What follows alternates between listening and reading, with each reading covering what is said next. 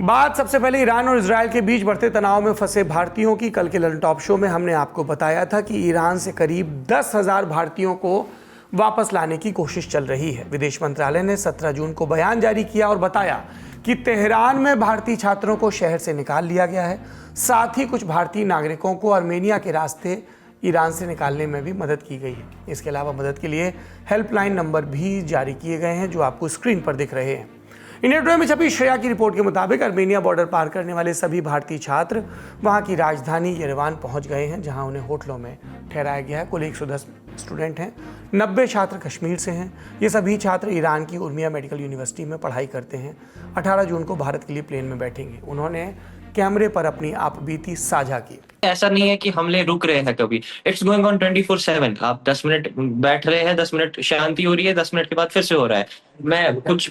जब हम तेहरान में थे तो कंटिन्यूस, इट वाज नॉट कि हम कभी सो पा रहे थे। हम पिछले पूरे एक हफ्ते नहीं सो पाए हैं, क्योंकि ऑल द टाइम पूरे रात को एक्सप्लोजन्स हो रहे थे, एयर स्ट्राइक्स हो रही थी, हमारे इर्द गिर्द बिल्डिंग्स गिर रही थी। तो आप उस सिचुएशन में सो नहीं सकते। तो उसी सिचुएशन को देखकर इन लोगों ने हमें यहाँ रिलोकेट किया और तभी यहाँ पे उतना नहीं हो रहा। अगली सुर्खी अहमदाबाद विमान हादसे से जुड़ी है। 5वें दिन भी शवों की जांच का काम चल रहा है। गुजरात के गृह मंत्री हर्ष संघवी के मुताबिक अभी तक 162 डीएनए सैंपल मैच हुए। 120 शव परिजनों को सौंप दिए गए। प्रशासन का अनुमान बुधवार सुबह तक सभी मृतकों का डीएनए मिलान पूरा हो जाएगा। उधर विमान हादसे की जांच का पता लगाने के लिए केंद्र सरकार की हाई लेवल कमेटी ने 16 जून को अपनी पहली बैठक की। 2 घंटे तक चली इस बैठक की अध्यक्षता केंद्रीय गृह सचिव गोविंद मोहन कर रहे थे। हादसे के कारणों और इसे रोकने के लिए एसओपी स्टैंडर्ड ऑपरेटिंग प्रोसीजर बनाने पर बात हुई। पुराने विमान हादसों के रिकॉर्ड देखे गए और निपटने के तरीकों को भी साझा किया गया। कमेटी हादसे का मूल कारण तलाश कर 3 महीने के भीतर अपनी रिपोर्ट सौंपेगी। हादसे की तकनीकी जांच विमान दुर्घटना जांच ब्यूरो यानी AAIB कर रहा है। चूंकि विमान अमेरिकी कंपनी बोइंग ने बनाया था, इसलिए AAIB की मदद के लिए अमेरिकी national transportation safety board NTSB की टीम भी मैदान में है। सवाल ये कि जब AAIB की जांच चल रही है तो सरकार की समिति क्यों बनाई गई? इसका जवाब नागरिक उड्डयन मंत्रालय के एक बयान से मिलता है। मंत्रालय के मुताबिक AAIB की जांच तकनीकी और हादसे से संबंधित, जबकि सरकार की बनाई कमेटी एक व्यापक दृष्टिकोण अपनाएगी और सिविल एविएशन से जुड़ी सेफ्टी को और मजबूत करने पर ध्यान देगी, ताकि अगली बार जब आप हवाई यात्रा करें तो घबराहट में ना हो। अब बात करते हैं तीसरी सुर्खी की, जो राजा रघुवंशी मर्डर केस से जुड़ी है। मेघालय पुलिस की स्पेशल इन्वेस्टिगेशन टीम यानी SIT 90 दिनों में चार्जशीट दाखिल करने वाली है। उसके लिए पर्याप्त सबूत जुटाने में लगी है। उधर सभी आरोपियों की 8 दिन की पुलिस हिरासत कल 18 जून को खत्म हो रही है। इस बीच पुलिस ने 17 जून को क्राइम सीन को रिक्रिएट किया। इसके लिए पुलिस आरोपियों को लेकर घटनास्थल यानी सोहरा के वेइसाडोंग फॉल्स पहुंची।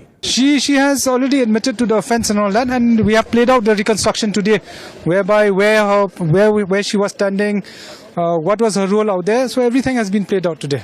This is pre-planned, and Raja has been hit by all 3.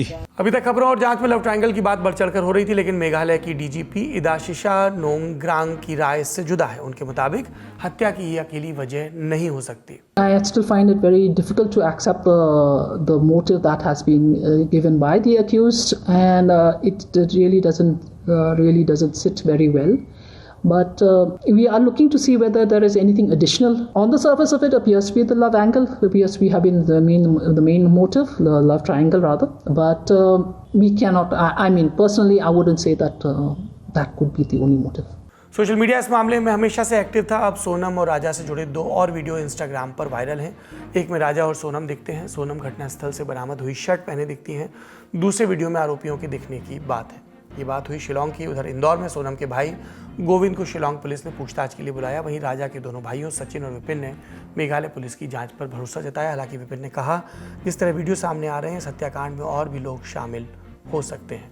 देखिए, हम जैसे हमारा अमरसन होता कभी है तो हम तो से ही पूछेंगे तो तुम राजा को मारा क्यों, मतलब बता दो बस, उसकी गलती क्या थी, यदि छोड़ना तो छोड़ देती, तो तुमने मारा क्यों बस। मेघालय पुलिस की जांच से मैं बहुत संतुष्ट हूँ। दिल से बोल रहा हूँ मैं कि आज सोनम रघुवंशी की वजह से मेघालय बदनाम हुआ है, तो इस पर तो कड़े से कड़ी कार्रवाई की जाए। वहाँ की सरकार से भी अपील करता हूँ मैं कि इसको आज जीवन मृत्यु तक सजा दी जाए। आज का ललन टॉप शो यहीं समाप्त होता है। अपना और अपनों का ख्याल रखिए। शुभ रात्रि।